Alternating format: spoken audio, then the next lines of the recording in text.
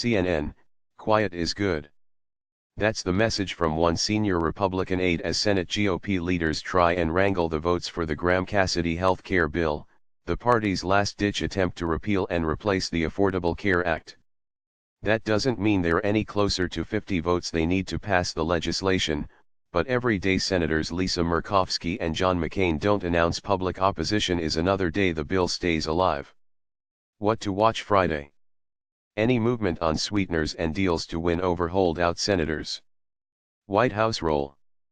Aides tell me the White House has basically said they'll do anything requested, but haven't been overly forceful on this.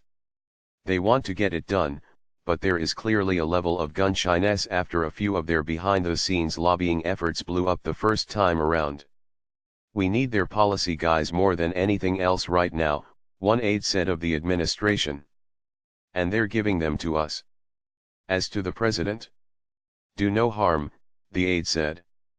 That would be the first principle of the next few days. Trump was back at his Twitter account Friday morning, calling out key no-vote senators include Senator Rand Paul of Kentucky. Rand Paul, or whoever votes against care bill, will forever, future political campaigns, be known as the Republican who saved Obamacare, Trump tweeted. Paul responded shortly thereafter in a statement, "No one is more opposed to Obamacare than I am, and I voted multiple times for repeal.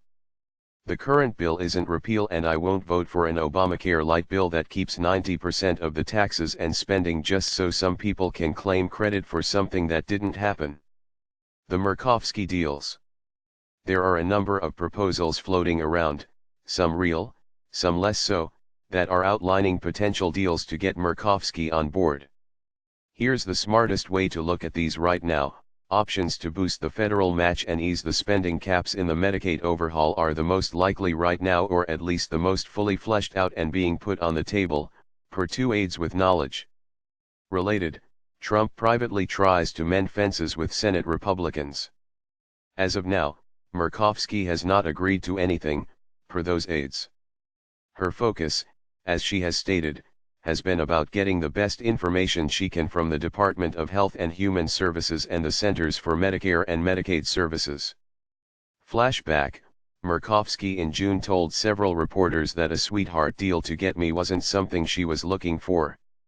She wanted a system that worked nationwide and didn't disproportionately hit her state.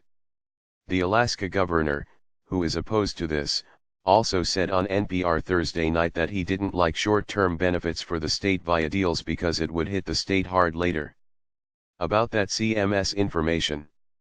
Thursday night, Axios got a hold of CMS projections about what the bill would do, which CNN confirmed shortly thereafter.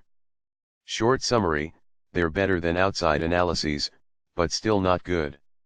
Spending by 2026. Alaska, down 38%. Arizona, down 9%. Ohio, down 18%. West Virginia, down 23%. See them here. Reading Friday. CNN's Tammy Libby with the complete fact check on pre-existing conditions. Tammy on coverage numbers: no CBO, but reductions in spending/Medicaid overhaul almost guarantee millions fewer covered. Greg Krieg on something CNN is hearing a lot from lobbyists and health policy folks: how on earth would 50 states be able to put together their own systems in 2 years? Quick primer on how this could work. No vote is scheduled. Leaders clearly want one. But for awareness, here's how it would all work. Senate Majority Leader Mitch McConnell would schedule a vote on the motion to proceed, or to take up, the health care bill. This would require a 50-vote threshold. If they get 50 votes, they would move back onto the effort that imploded in July. Of note, they have already completed debate on that bill. All that's left is the vote-a-rama. At the very end of the vote-a-rama, Graham-Cassidy would be put in order. There would be a very short debate, then a vote. That would strip everything done prior and replace it, if adopted, with whatever the text of Graham-Cassidy is. Then they'd vote on final passage. It goes without saying, but that motion to proceed vote could very well be the ball game. If McConnell can get 50 to get onto the bill, there's a pretty solid chance he's got the votes to get it done at the end, too. And obviously if he can't, the effort dies altogether. So pay close attention to that vote, and if they get 50, eat energy bars and hydrate throughout the vote Rama, then pay very close attention to the last 2 votes. One caveat that just like last time, things can change very quickly. And just to reiterate, there is still no vote scheduled. CNN's Ashley Killuff and Lauren Fox contributed to this report. View on CNN.